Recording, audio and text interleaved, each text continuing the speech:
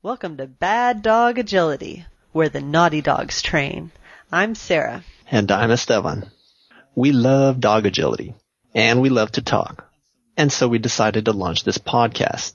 We'll start every episode with a discussion about an agility training topic, followed by one or two newsworthy agility-related topics. Sounds great. Today, we're going to talk about using a crate in your agility class. So how do you use a crate in agility class, Esteban? I'm so glad you asked. I try to get there a little early, but my friends will tell you I'm always late, and I'll spend the first 5 minutes of class setting up my crate. I make it a wire crate. In the past, I've had very, very large dogs like Rottweilers and Golden Retrievers. Only recently have I moved into the small Border Collie class of a dog, and I'll set up my wire crate, and I'll take my dog to the bathroom and get my dog into the crate, and then I'll focus my attention on the class. But I like to use the crate in class for a variety of reasons. I think the biggest one is most classes are going to last anywhere from an hour to an hour and a half.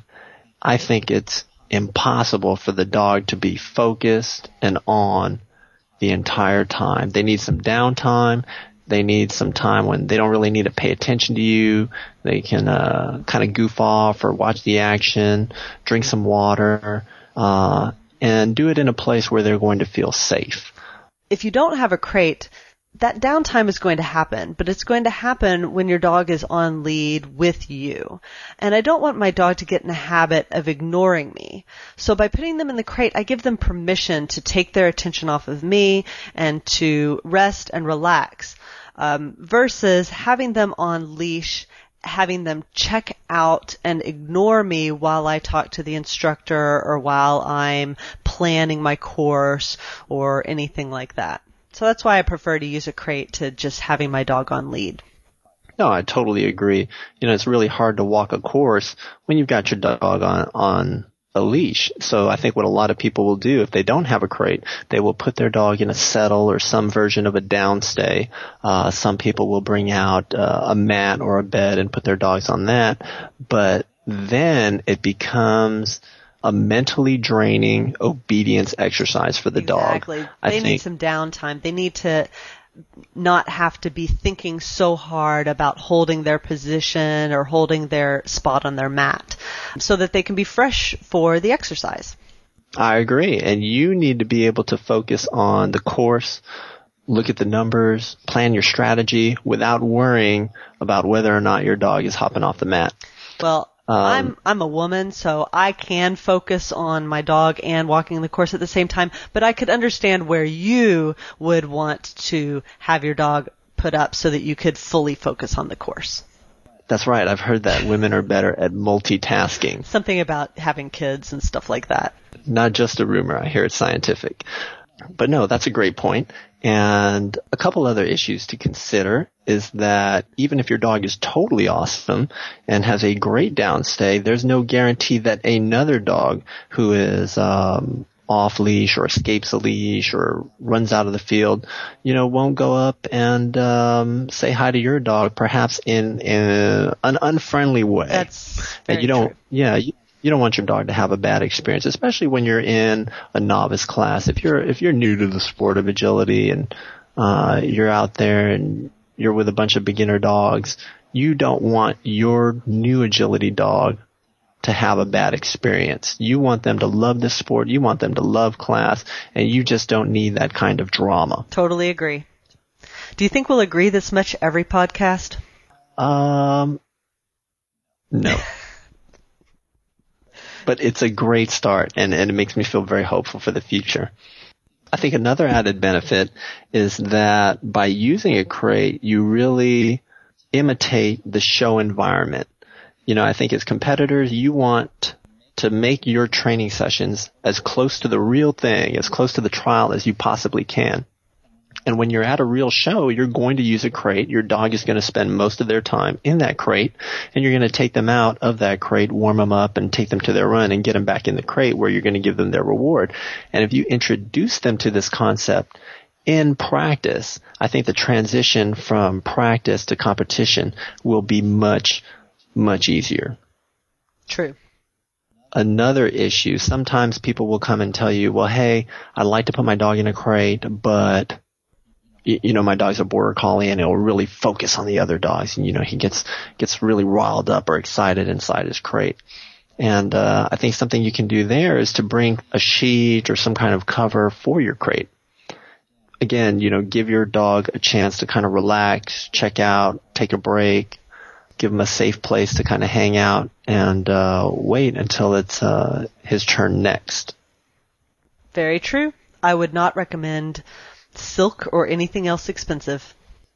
That's right. Or anything big or thick, especially in those hot summer months. In fact, a lot of people will bring out a fan and put a fan just outside of the crate, pointing at the dog, maybe wet the dog a little bit. And that's something to keep in mind as well, that if you have them in a crate, if you're working, say, out of your car, you've got your crate in your car, consider leaving the car on, running the AC. If you don't want to do that, make sure you've got some of the side doors open as well as the back so you can get some airflow through there. Don't just leave the back open. They're probably not going to get enough air that way.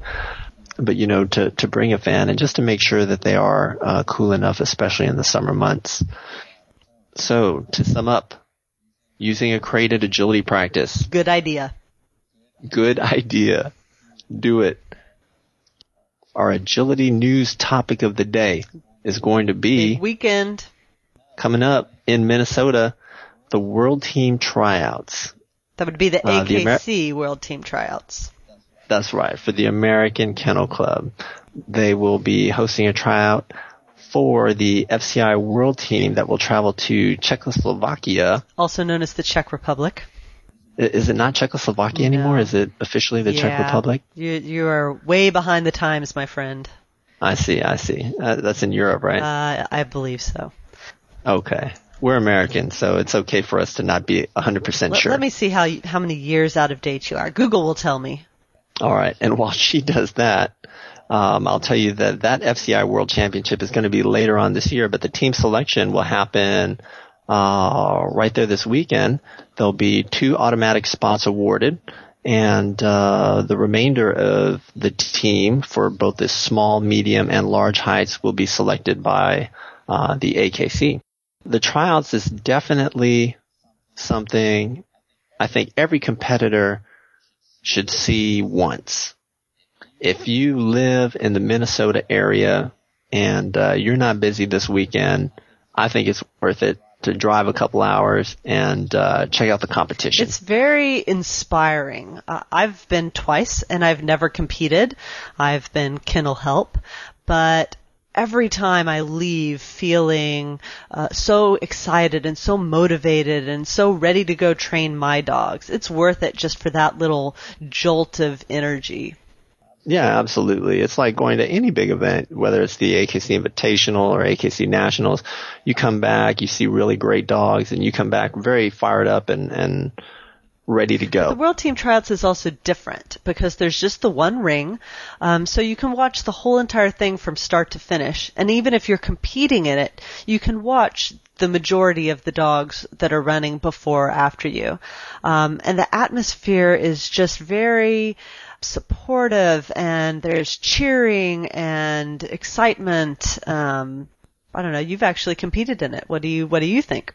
I totally agree. I remember going the first time with the Rottweiler and thinking, what am I doing here? And it's going to be really stressful. Everybody's going to be super stressed out.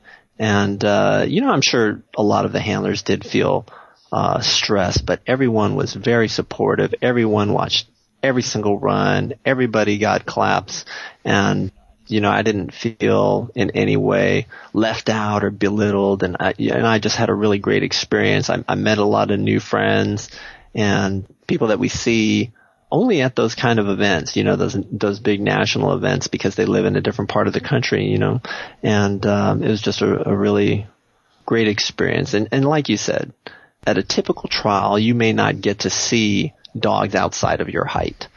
And at the big national events even, you're pretty focused on your ring. And when there are 250-something dogs in the 20-inch class and you have a 20-inch dog, you may not get the opportunity to see your friends compete in a different height class. But here, everybody watches everybody else, and the atmosphere, I think, is just really, really good. It's a great place, too, to see kind of a showcase of the current handling styles, the current contact styles, to see the best running contacts that are out there competing today, to see the best stopped contacts that are out there competing today, and to really kind of compare and contrast different handling.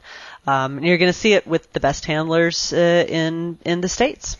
That is definitely one of my favorite parts about it. You know, I love competing in agility. I love trialing my dog, but I also love being a spectator. You know, I don't understand why ESPN doesn't have a dog agility website, because I can watch that for hours. You know, I even have my favorite dogs. I may not know your name, you the handler, but I will know your dog's name. I will know a lot about your dog, and I will watch your dog at different competitions. And for those who can't go to Minnesota, I'm sure it's available on the web. It usually is. I assume, well, we shouldn't assume. You know, one of us should probably be looking it up while the other of us is talking. That's true. But in past years, they've actually broadcast on the internet for a small fee, usually somewhere in the neighborhood. I want to say between like $20 and $30. You can get the entire weekend, all the runs, usually available video on demand as well. At least one year they had commentary, very good commentary. You can sit there in your pajamas early Saturday morning and watch the most awesome dogs in America attack some of the most difficult international style courses around. And it is great. It is must-see TV. Yep, and you can see it on Agility Vision. AgilityVision.com will have the coverage for, looks like $24.96. 96 I don't know. cents. That is very odd. interesting. Yeah. But anyway, yeah, so anybody can watch it. Anybody can get that jolt of excitement. By the way, also, you are woefully out of date. 1993, Czechoslovakia peacefully dissolved into the Czech Republic and the Slovak Republic. Really? So says Wikipedia, so it must be true. I had no idea. Well, I'm sure we're going to be back on the air right after the tryouts, talking about everything we've seen and the most exciting runs, according to us. I think that's true. I would definitely be watching this weekend, which means one of us is probably going to be watching the kids while the other one of us is watching the tryouts. I wonder which one will be which. We can draw straws. I expect the books will be cooked. Well, I don't really know what that means, but I would like to take this time to wish all of the competitors, in case you do happen to hear this podcast before the tryout, you know, good luck, safe trip, have a great time, enjoy yourself, and don't feel any pressure just because everybody's going to be watching you. That's right. And we should let everybody know who is listening, all 1 or 2 or 0 of you, that you can go to baddogagility.com. We have training videos there all about agility. We will have this podcast up, and we would love to hear from you in comments what you think about the site, the articles, and most importantly, what you would like to hear on this podcast. That's right. If something's interesting to you, newsworthy, or you have a training issue or question, definitely drop us a line and we'll talk about it on the podcast. Sounds like a plan. All right. Until next time. Happy training.